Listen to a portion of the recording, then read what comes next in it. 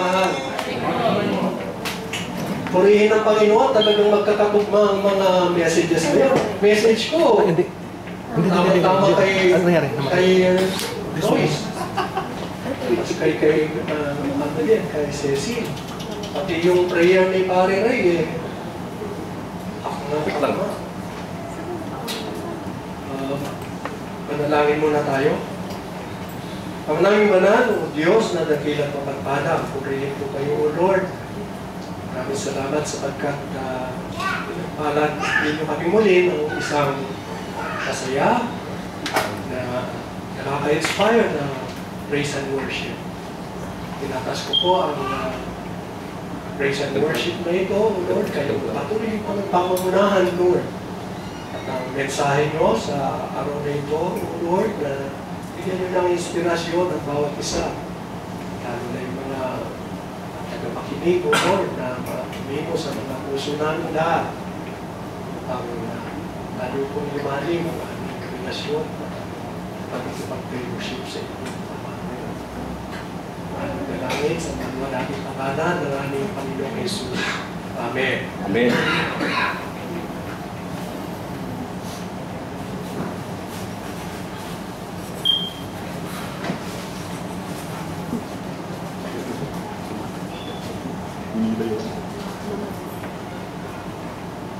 Ganda yan, medyo may pasurpresa. Ay, di ba?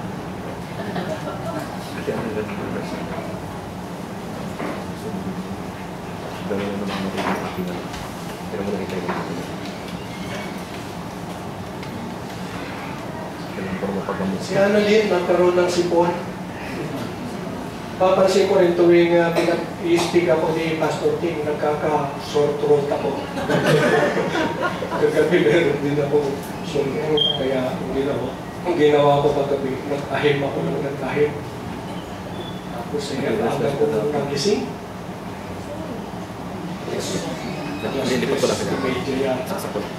Hindi naman ako pinag-pray ni Lord. Nung last time, pinag-pray niya ako na, Lord, huwag niyong paantukin si Dito. Marami akong inaantok kasi. Ngayon, hindi niya ako pinag-pray. Hindi naman ako inantok. Kaya napaaga yung gising ko. Hindi na umaga. Ito rin, no? Ito rin yung aking sermon.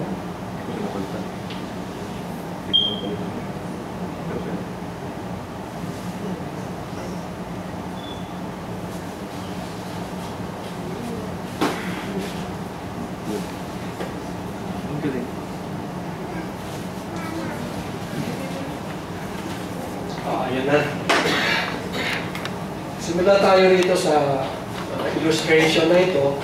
Pakinggan nyo mabuti ha, kasi pag napakinggan nyo yan, naintindihan nyo yan, 80% ng sermon, alam nyo na. Kasi ang plot niya, yung story niya. The Christian life is like the dial of a clock.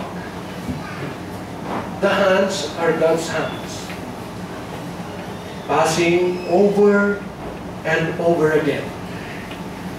The short hand of discipline and the long hand of mercy.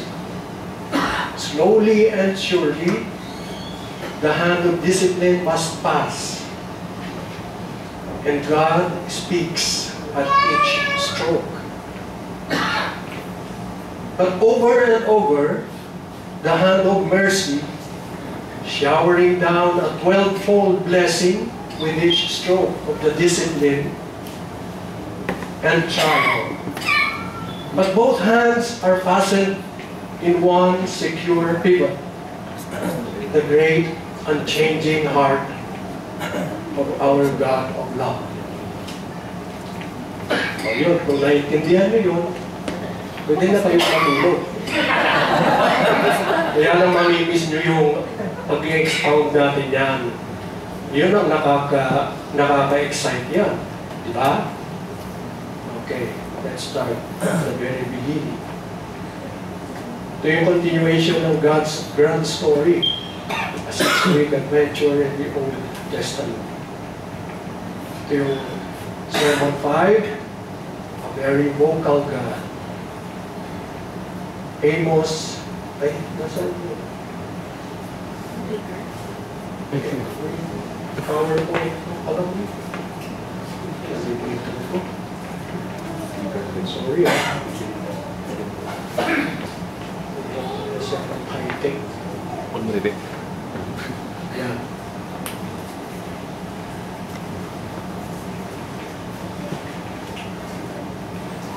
Amos 3 verse 7 at saka Joel 2:12 to 14. Tingnan natin yung Amos 3:7. Surely the sovereign Lord does nothing without revealing His plan to His servants, the prophets.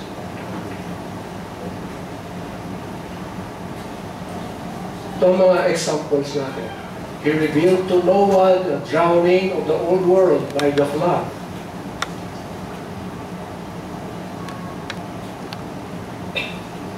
To Abraham, the burning of Sodom and Gomorrah. To Abraham, the affliction of the Israelites for 400 years in a strange land, and then to be brought out with great substance. God revealed to Abijah the Shilonite the tearing of 10 tribes from the house of David. To Jeremiah, the 7 years captivity of the Jews in Babylon. To Isaiah, their deliverance from that empire through King Cyrus. To Daniel, the 4 successive empires of the nature rise and follow them. And to John, all the material things that should come to pass relating to the church of the world, from the first times of the gospel to the second coming of Christ. God is a very vocal God. This means that God makes known to those that fear and serve Him, like His prophets and ministers, anything that He intends to do, whether it be a curse or a blessing, before He implements it. Before performing the punishment for the guilty, God gives warning through the prophets for anybody who He has called.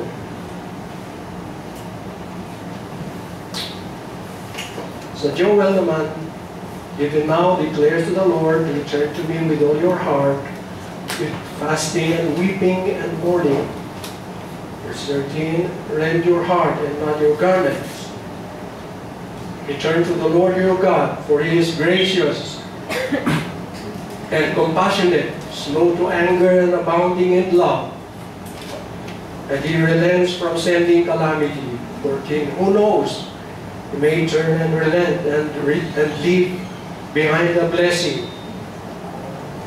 grain offerings, drink offerings to the Lord your God.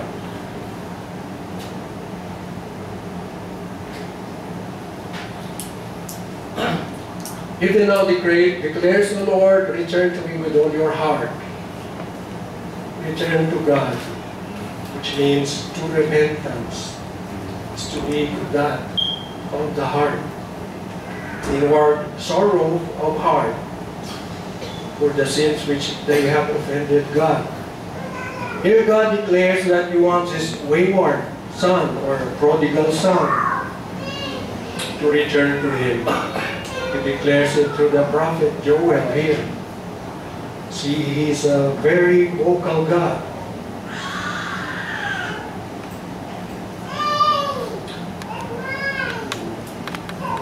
The rest of the verses, rend your heart, and the rest, in showing real remorse because of sin, outward manifestations are both suitable and proper, but mere outward manifestations avail nothing unless there also exist deep inward feelings. Out of genuine feelings, inward feelings, those outward manifestations surface naturally. To rend the garments among the Jews was an expression of great grief and shows that the person was overwhelmed with excessive sorrow or had encountered some terrible calamity. God is a good and beautiful God, and it is His great pleasure for His wayward son to return to Him. He never leaves nor forsakes His son. Example, yung parable of the prodigal son, magandang illustration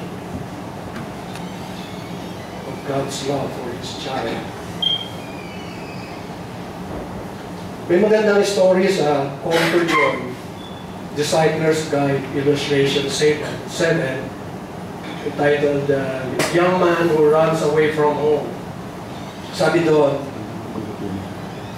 when a young son rebels and runs away from home, he remains the son of his parents. No matter how far he runs, or how deeply he strays from his parents' values, he retains his relationship as a son in spite of the temporary loss of close fellowship with his parents. In the same way, it is possible to be God's child and temporarily rebel and be out of fellowship with Him. If this occurs, he will lose the joy of his salvation, but not his relationship with God. Dibawa, si Poch, anak ko, kung nagloko yan, gumawa ng mga kabalbalan yan, anak ko pa rin siya. Hindi nagbabago yan. Kahit sino ang anak natin, kahit drug addict or something yan, hindi mawawala na anak natin. Pero pag naglaya siya, mawawala yung joy na makikipag-fellowship sa family. Tulad na nangyari doon sa prodigal son. Hindi siya nag-cease na maging anak ng father. Kapuri-puri, di ba, Panginoon?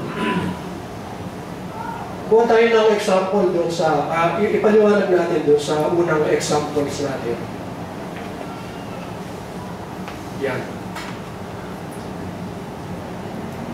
Kasi yung events na yan, pagkakadugtong yan. Kukunin natin yung pinaka-detail niyan.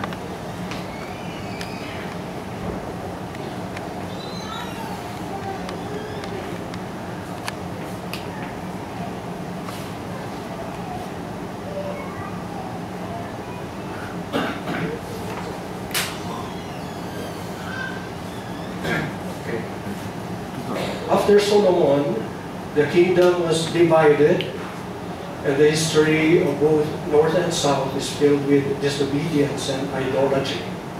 The people were not living up to their calling, and God was grieved.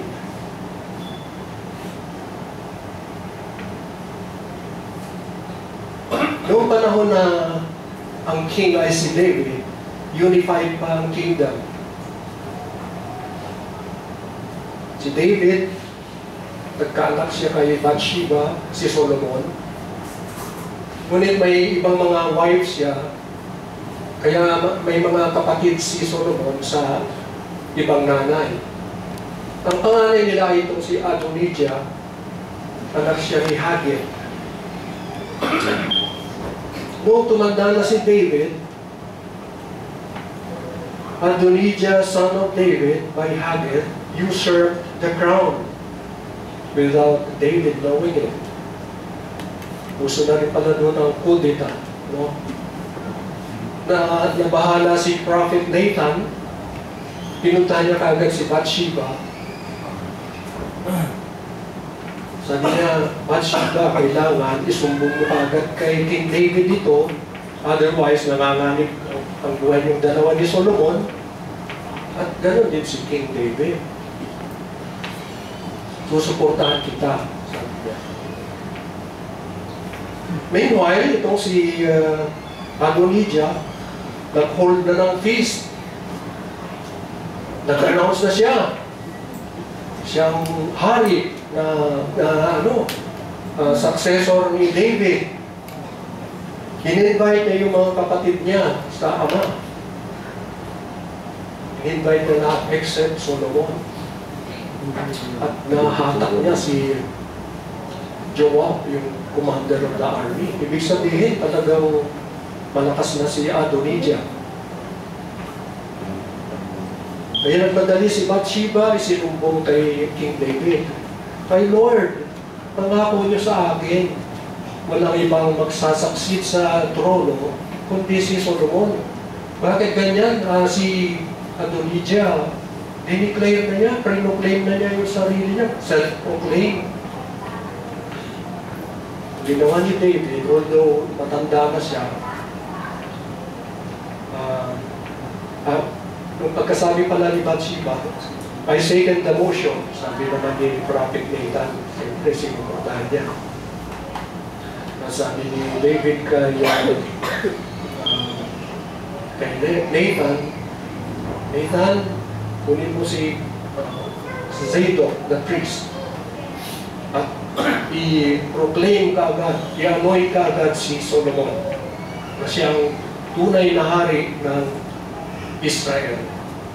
Pero nga ang ginawa, proclaim si Solomon, nag-sound ng mga trumpets sa buong Israel na ang tunay na hari ay si Solomon. Kaya naging hari si Solomon, napigilan yung kudeta ni Adonijah. At alam na natin, Solomon became king full of wisdom, nagkaroon ng peace sa Israel, umunlad at naging famous si Solomon. Ngunit later sa kanyang reign, nagkasala siya, nag-commit siya ng mga pagkakamali,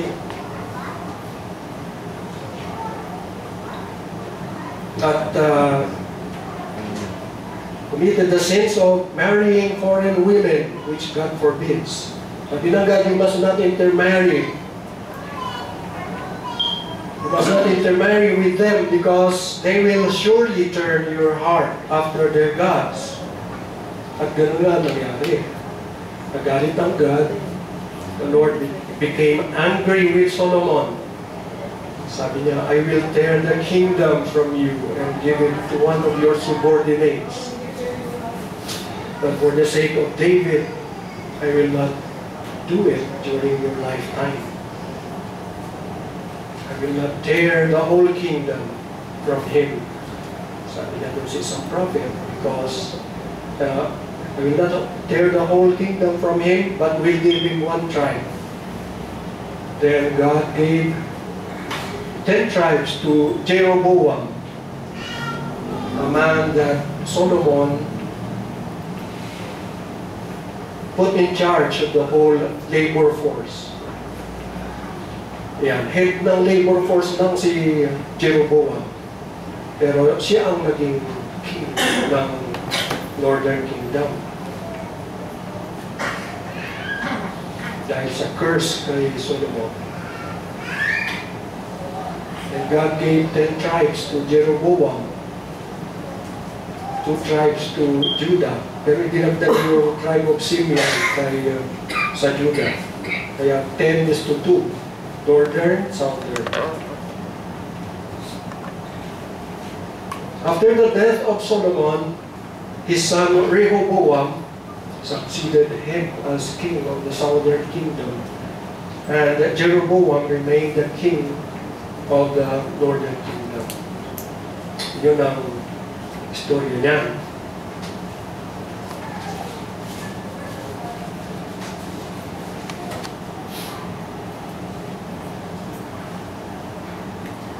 God did not remain silent. He patiently called His people back to Himself through His prophets. Nung bumagsak yung nung Mantea ang kingdom, that was 930 BC. At paulit-ulit ang idolatry nila. Umabot hanggang 722 to 721 BC bago bumagsak yung Northern Kingdom. Imagine 210 years na warning ng God sa kanila. Hindi sila nakikinig. After 20 rulers represented by 9 different dynasties ruled the kingdom.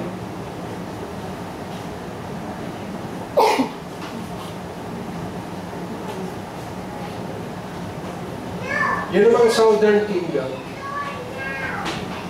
From 930 BC hanggang sa fall ng kingdom,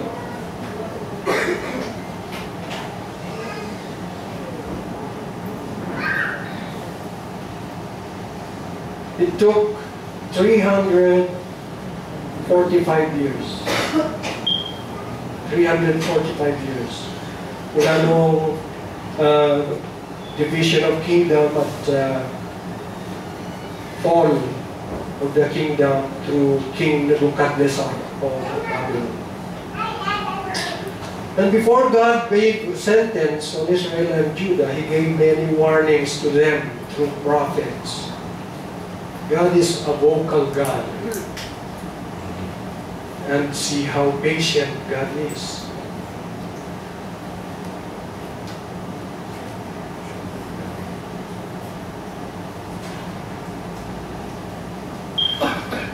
Ano ba problema?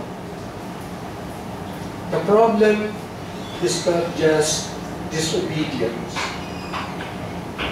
but spiritual adultery. Spiritual adultery. Unfaithfulness is a matter of the heart. God laid out the terms long ago. Sabi sa Deuteronomy 28 at Joshua 24. Deuteronomy 28 naman, yan yung covenant ng God sa Israel. Noong nag-reach na sila sa Moab, pero hindi pa sila nakapasok ng Canaan. Yan ay pangalawang covenant na nila. Kasi ang first covenant ay sa Mount Horeb, sa Sinai. Ibinigay na yung first covenant doon.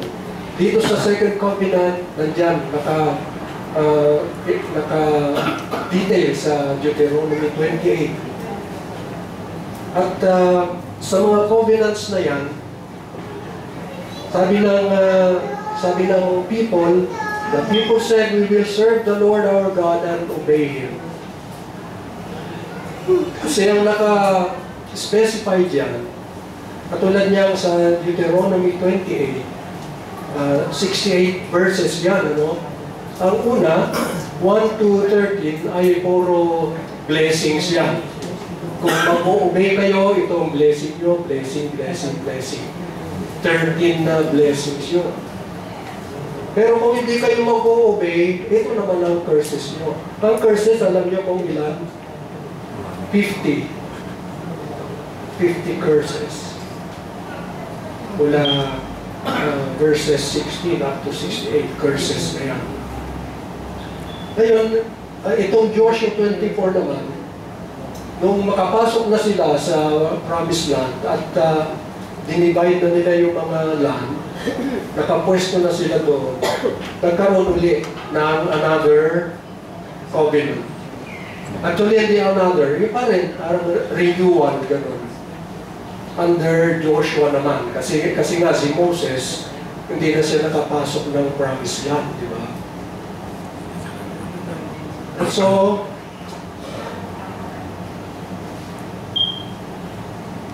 Israel repeatedly failed to live up to the covenant. Actually, hindi lang isang covenant yan, tatlo yan eh.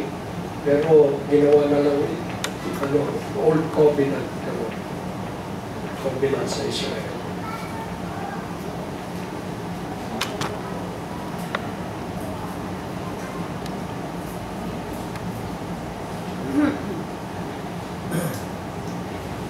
God gave them warnings for centuries and called them back to Himself.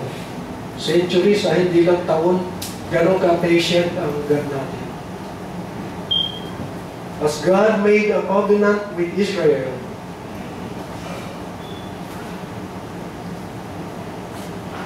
He also made a covenant with us.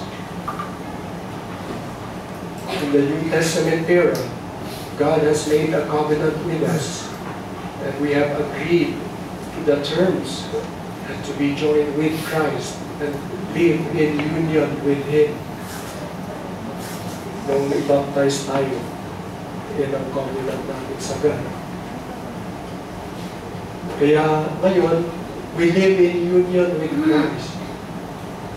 Kaya kung ang buhay mo ay paloko-loko, pag-break ka ng covenant.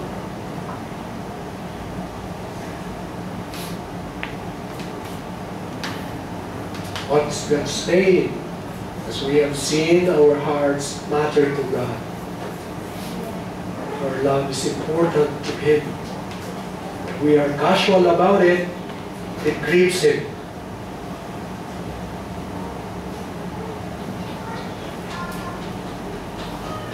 He is not an obscure, silent God. He speaks to His people. He calls us back when we have gone astray. Patient siya talaga. Naghihintay siya. Hindi siya basta-basta nagpapas ng judgment. Ganun kabuti ang ating Panginoon.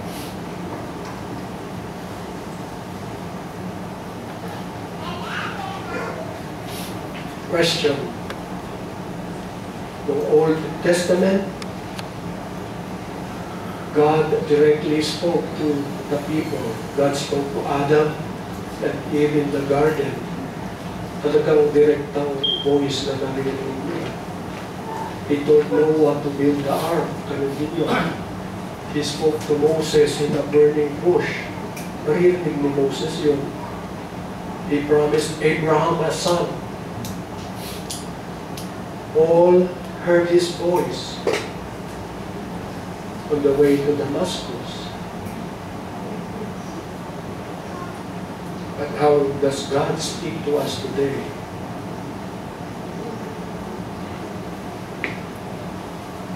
Does God still speak to us today? If so, how, when, where? Pero dito nakita ko 8 ways God speaks to us today by Rebecca Barlow Jordan. Yan ang walo lang yan, pero mas marami dyan. Kasi God in His infinite power, kaya niyang gumawa ng paraan para makipag-communicate sa atin. Diba nagsalita siya through a donkey? Sa Matthew 3, sabi niya, God can raise up followers through these stones. Parang gano'n eh. Kahit bato, pwedeng magpuri at sumunod sa Panginoon. Ibig sabihin, pwede niyang pagsalitain yung bato. Kaya-kaya, di ba? Number 1, through His Word in general, through the Bible. So 2 Timothy 3:16, all Scripture is God-breathed. That means God is whispering and sometimes shouting all through His Word, giving us instructions and principles for life. If someone claims, halimbawa, ay sinabihan ako ng God na patayin ko yung kapitbahay ko kaya pinatay ko. Maniniwala ka bang sinabi ng God yun? Hindi, di ba? Would you believe Him? No, of course not. God never violates His Word or principles. That voice does not belong to God. You need help for child rearing? Read Proverbs. You need help regarding marriage? Proverbs. Or Ephesians or something? Ephesians. Are you afraid? Luke 8:23 to 25. The disciples feared their lives one stormy night. And Jesus said, "Peace, be still."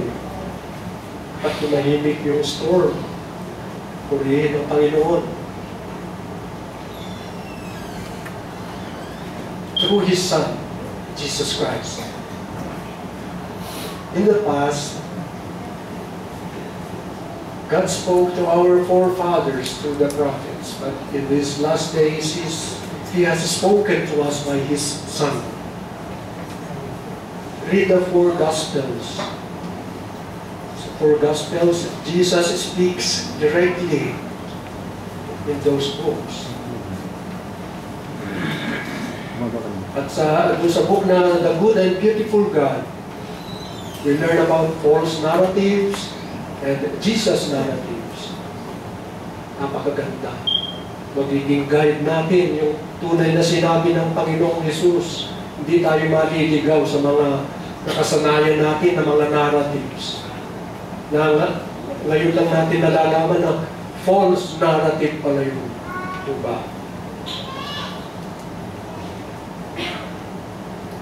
Number 3,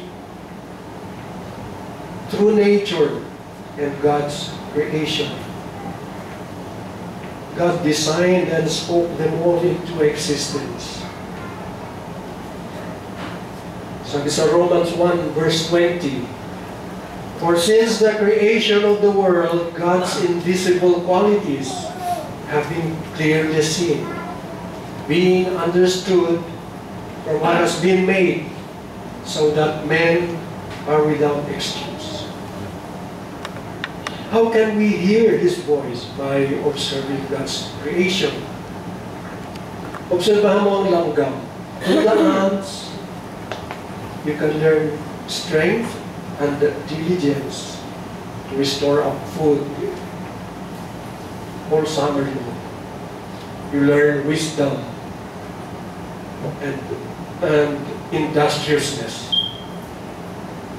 Study the heavens. We understand more of God's greatness.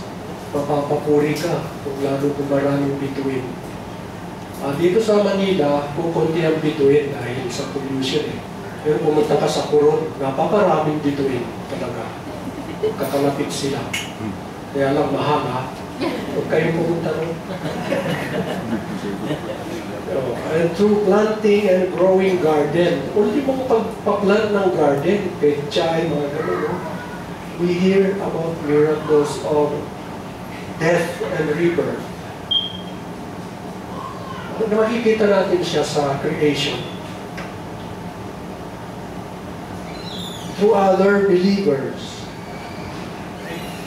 God may use a friend, a teacher, a parent, or a preacher to convey His message of truth to us.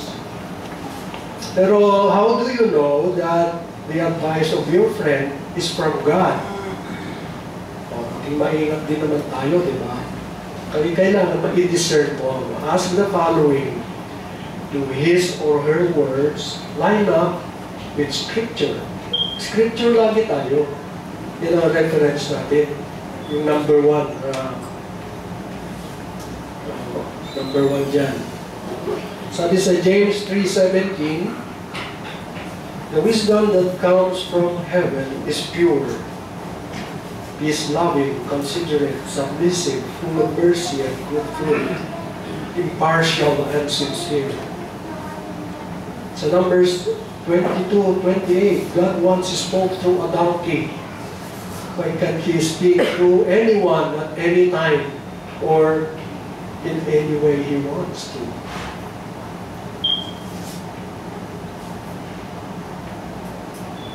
Through music. When we praise God through music, we sense God's presence the most and hear His voice. Nakaka-inspire talaga yan. Dahil bukod sa lyrics, meron pang magandang melody. Kaya, ang inspiration parang nadudoble. Perhaps one of the ways I can sense God's presence the most and hear His voice is when I am praising Him through music. Sabi ni Rebecca ito. At marami sa atin nakaka-relate dito. Pwede mo basahin yung Psalms of David. Nakaka-inspire ang mga wordings doon. The words and the notes in a psalm or a praise song may bring a soothing comfort, excitement, passion that open our ears and heart and lift our spirits. Nare-recall niyo ba yung example kay King Jehoshaphat sa 2 Chronicles verse 20? Unique ang experience ni King Jehoshaphat sa lahat ng mga king na nakikipagkera. Kasi lulusubin siya ng isang huge army, napakarami, at sila ay kakapiranggot lang yan. Alam niyo ang ginawa ni King Jehoshaphat? Lumapit siya sa God. At siyempre nag-pray siya, fervently nag-pray sila. Tapos ang nangyari, instead na mag-field siya ng army, pinadala niya choir, mga singers, yun ang pinadala niya ron sa battlefront. Tapos yung mga praise singers, ang kinakanta niya, give thanks to the Lord for His love endures forever. Dahil doon, ang God ay nag-respond. And Jehoshaphat's army defeated their enemies. Purihin ang Panginoon. Amen. Amen. Purihin siya. Kaya yung inaakala natin na imposible, sa God, posible. Walang imposible sa God. He is a God of miracles.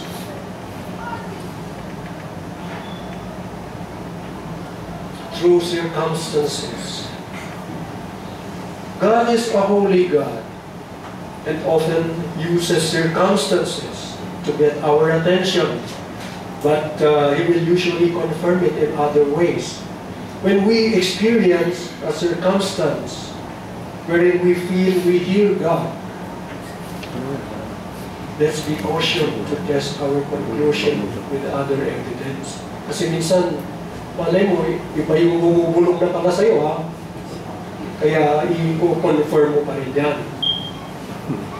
Ginagawa ng God talaga yan. Through Moses, God used circumstances, katulad ng plagues, to convince Egypt's leader, the Pharaoh, to release God's people from slavery. Sometimes God uses our circumstances to test our faith.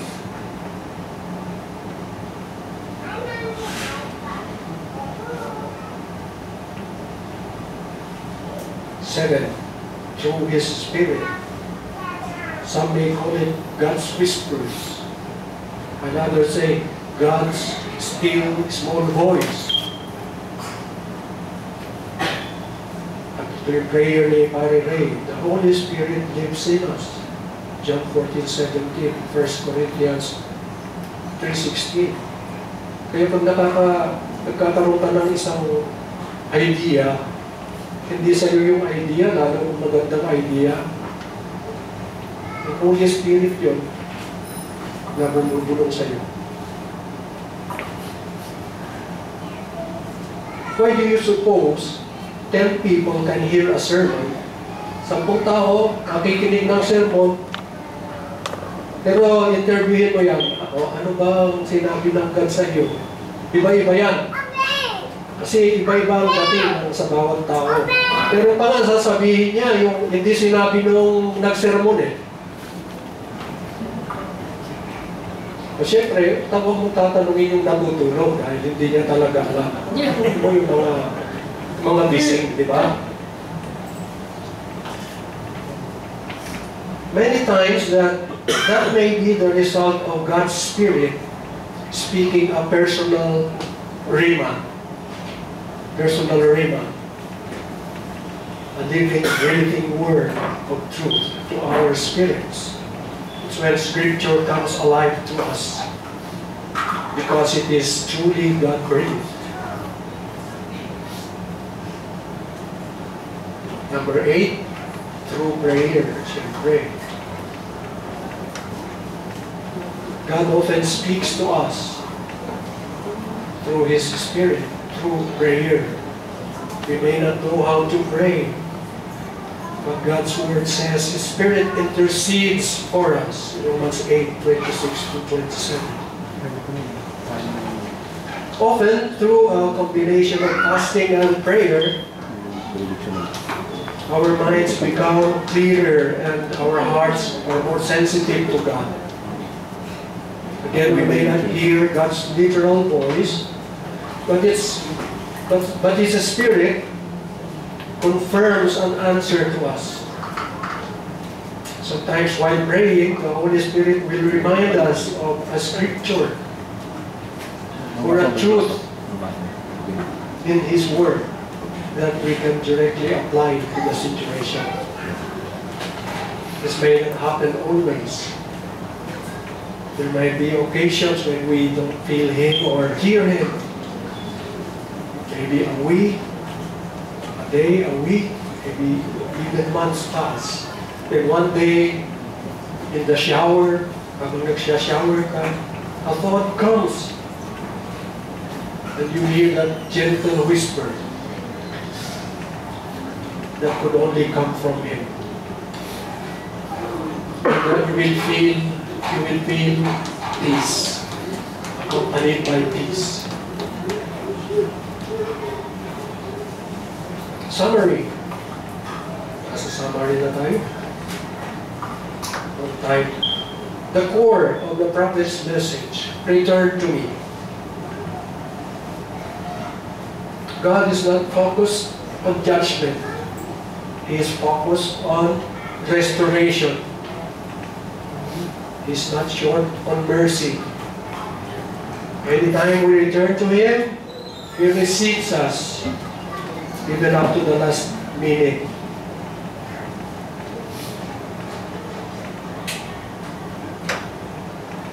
Even when God has to discipline us, He will work it together for good, for our good, and use it for His best purposes.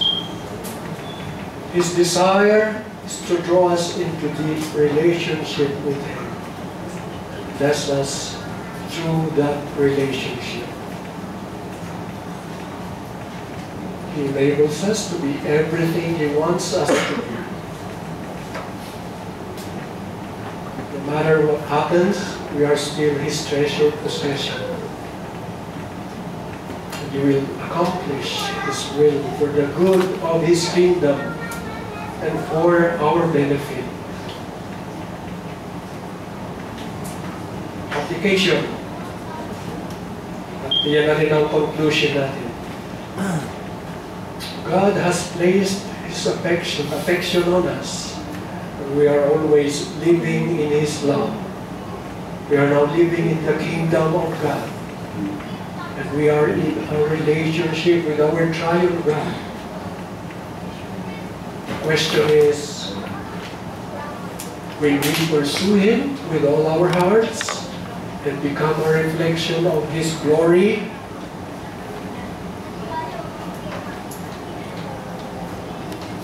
Or will we neglect the relationship and pursue our interests, squandering the gifts and calling He has offered? God wants us to say yes to Him. The world needs us to say yes to Him. And we are blessed by saying yes to Him. Praise God. Amen. Yes.